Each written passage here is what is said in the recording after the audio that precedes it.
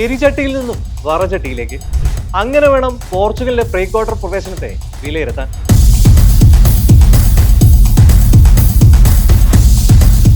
സംഗതി ക്രിസ്ത്യാനോ റൊണാൾഡോയുടെ Portugal pre ക്വാർട്ടറിൽ സ്പെയിനെ നേരിടാൻ യോഗ്യത നേടിയിരിക്കുകയാണ്. റൗണ്ട് ഓഫ് 32-ൽ യൂറോപ്പിലെ കരുത്തന്മാരായ ക്രൊയേഷ്യയെ കഷ്ടിച്ച് 2-1 മറികടന്നാണ് പോർച്ചുഗൽ കുതിപ്പ്. ആരാധകരെ തൃപ്തിപ്പെടുത്തുന്ന ഒരു പ്രകടനമായിരുന്നില്ല അവരുടേത്. മുൻപത്തേതിൽ നിന്ന് അല്പം മെച്ചപ്പെട്ടെന്ന് മാത്രം. ഈ ടീം ക്വാർട്ടർ കാണുമെന്ന് പോലും പ്രതീക്ഷ വെക്കാൻ നിലവിലെ സാഹചര്യത്തിൽ ആരാധകർക്ക് സാധിക്കില്ല. അതേസമയം സ്പെയിൻ ആകട്ടെ ഓസ്ട്രിയയെ ഏകപക്ഷീയമായി 3 ഗോളുകൾക്ക് തറപറ്റിച്ചാണ് ആധികാരികമായി റൗണ്ട് ഓഫ് 16ലേക്ക് വരുന്നത്. മൈക്കൽ ഓയർസബാളിന്റെ ഇരട്ട ഗോളുകളുടെയും പെഡ്രോ പോറോയുടെ ഒരു ഗോളിന്റെയും കരുത്തിലാണ് ചെമ്പട സ്പാനിഷ് മസാല പുരട്ടി ഓസ്ട്രിയൻ ഫ്രൈ ഒരുക്കിയത്. എന്നാൽ പ്രീ ക്വാർട്ടറിൽ സ്പെയിനെ നേരിടാനൊരുങ്ങുമ്പോൾ ടൂർണമെന്റിൽ ഏറെ കൊട്ടിഘോഷിച്ചെത്തിയ പോർച്ചുഗലിലെ മാച്ച് സ്റ്റാറ്റിസ്റ്റിക്സ് സ്പെയിനിന്റെ അവസാന മാച്ചുമായി ഒന്ന് ചുമ്മാ തട്ടിച്ചു നോക്കാം.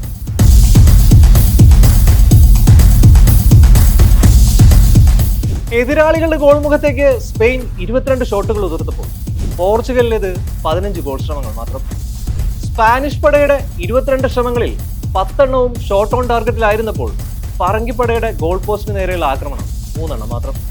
ഗോൾ പൊസിഷനിലും പാസുകളുടെ എണ്ണത്തിലും ഇരു ടീമുകളും ഒരുപോലെ മേധാവിത്വം പുലർത്തിയെങ്കിലും ആദ്യ പകുതിയിലൊക്കെ പോർച്ചുഗലിന്റെയും ക്രൊയേഷ്യയുടെയും മത്സരം കണ്ടാൽ ഒരു സൗഹൃദ മത്സരമാണെന്ന തോന്നലൊക്കെയാണ് ഉണ്ടായത്. ഗോൾ അടിക്കാനുള്ള ആ ഇന്റന്റ് മത്സരത്തിന്റെ ആദ്യ പകുതിയിലുടനീളം പോർച്ചുഗീസ് സ്ക്വാഡിൽ മിസ്സിംഗ് ആയിരുന്നു എന്ന് വേണം പറയാൻ. രണ്ടാം പകുതിയുടെ 53-ാം മിനിറ്റിൽ ഇവാൻ പെരിസിച്ചിന്റെ ഒരു വെടിച്ചില് ഷോട്ട് പോർച്ചുഗലിന്റെ വലയിൽ കയറിയതോടെയാണ് മത്സരം ഒന്ന് ഉണർന്നത്. സെക്കൻഡ് ഹാഫിലാണ് റൊണാൾഡോയിലേക്ക് ആദ്യമായി ഒരു ത്രൂ പാസ് ലഭിച്ചത്. അത് മനോഹരമായി അദ്ദേഹം വലയിലേക്ക് തിരിച്ചുവിട്ടെങ്കിലും നേരിയ വ്യത്യാസത്തിൽ അത് ഓഫ് സൈഡായി.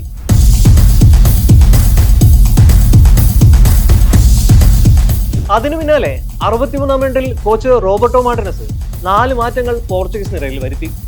വിറ്റീഞ്ഞയ്ക്ക് പകരം ബെർണാഡോ സിൽവയും, ബ്രൂണോയ്ക്ക് പകരം സെമഡോയും, പെഡ്രോ നെറ്റോയ്ക്ക് പകരം കോൺസിക്കാവോയും, ജോവോ കോൺസിലോയ്ക്ക് പകരം ഗോൺസാലോ റാമോസും സ്ക്വാഡിലെത്തി. മികച്ച ടാക്ടിക്കൽ മൂവുകളായിരുന്നു ഇത്. തൊട്ടു പിന്നാലെ ക്രൊയേഷ്യൻ ഗോൾ പോസ്റ്റിന് നേരെ പോർച്ചുഗൽ ഇരുവിങ്ങുകളും കേന്ദ്രീകരിച്ച് ആക്രമണം കടുപ്പിച്ചു. പിന്നാലെ ഒരു കോർണർ കിക്കിനിടയിൽ റെനാറ്റോ വൈകിയ ക്രൊയേഷ്യൻ ഡിഫൻഡർ ബോക്സിൽ വീഴ്ത്തിയതിന് പോർച്ചുഗലിന് അനുകൂലമായ ഒരു പെനാൽറ്റി ലഭിക്കുന്നു. കിക്കെടുത്ത CR7 അനായാസം വലകുലുക്കി.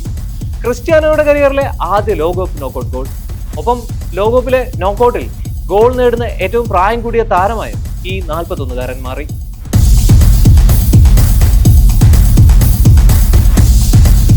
പിന്നീട് രണ്ടാം പകുതിയുടെ ഇഞ്ചുറി ടൈമിൽ റാഫേൽ ലിയോയുടെ ഒരു അതിമനോഹരമായ ക്രോസിൽ നിന്ന് ഗോൺസാലോ റാമോസിന്റെ ഒരു തകർപ്പൻ ഹെഡർ ഗോൾ.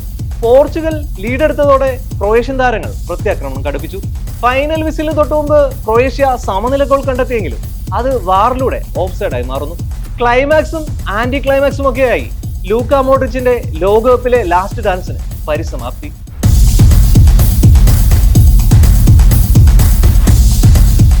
ഡിയോഗോ ജോട്ട ഈ ലോകത്തെ വിട്ടുപിരിഞ്ഞിട്ട് ഇന്നേക്ക് 1 വർഷം തികയുകയാണ്. ജോട്ടയ്ക്കും റോണോയ്ക്കും വേണ്ടി കിരീടം നേടാൻ ഇറങ്ങിയ പറങ്കിപ്പടയുടെ പ്രഹരശേഷി നനഞ്ഞ ഓലപ്പടക്കം പോലെയാണെന്ന് പറയേണ്ടി വരും. കരിയറിലെ 966-ാം ഗോൾ നേട്ടവുമായി റോണോ എന്ന ഇതിഹാസം കുതിപ്പ് തുടരുകയാണ്. ഈ ലോകകപ്പിലെ 3ാമത്തെ ഗോളാണ് താരം നേടിയത്. ലോകകപ്പ് നോക്കൌട്ടിലെ കന്നിഗോളുമായി റോണോ കുതിക്കുമ്പോൾ പറങ്കിപ്പടയുടെ ആരാധകർക്ക് അഭ്യർത്ഥിക്കാനുള്ളത് ഒരേ ഒരു കാര്യം, ഇതൊന്നും പോരാ, ഇതൊക്കെ മേലെ വേണം.